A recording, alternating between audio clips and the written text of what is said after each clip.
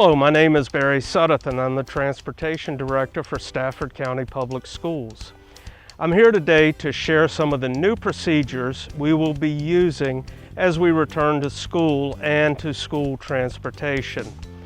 The first thing I'd like to discuss with you is the personal protective equipment that our school bus drivers will be wearing. The driver will have a face shield that they'll use at each stop. Now, due to safety considerations and fogging and that type of thing, they won't be able to wear that safety shield when they are driving. But each driver will also have a face mask on during the ride.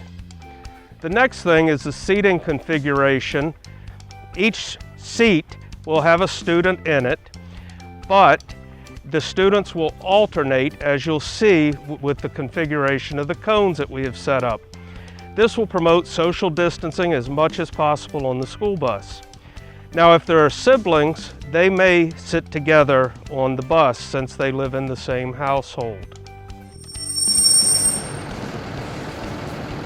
Do you have a mask? No, I forgot it. I'm sorry. Okay, I'm going to give you one for today. Please make sure you bring one in the future. Thank you.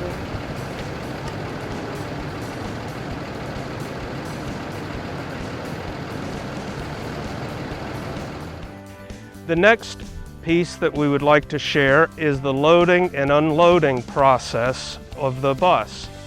Students will board the bus from the back to the front. They will enter through the front door and go to the back seat, which will be marked with a check mark showing where they should be sitting. And the next student will come onto the bus and go to the opposite side where the check mark is located. As students exit the bus, whether at school or at home, they will exit from the front to the back. This will decrease the amount of contact that they have with each other while on the bus. Another feature that will be used on the buses that is recommended by the Virginia Department of Health and the CDC is to maintain open roof hatches and the windows at the first level. This keeps fresh air flowing throughout the bus.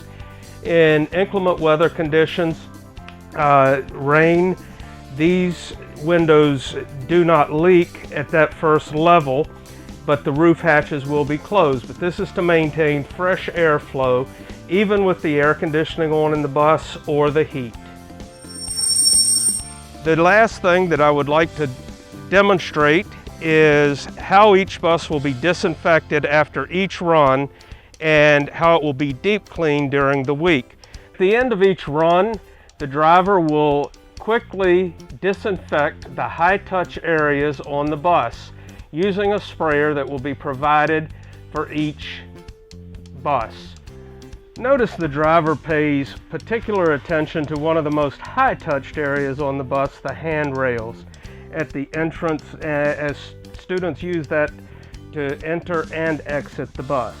The sprayer will be stored underneath in a compartment that all the buses have, and that way it will not be a safety issue during travel. After disinfecting the bus, the driver notates that it has been done. This way we can keep records to assure that all the safety protocols are in place.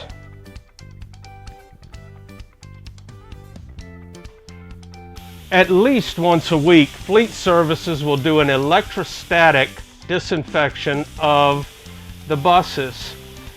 Two of the Fleet service trucks have been set up with inverters that we can go out to the parking locations and do this deep cleaning and deep disinfection of each bus. These are two critical items that must be done. The high-touch areas, especially on the school bus, need to be disinfected and cleaned so that it is safe for all of our students to ride in the school buses.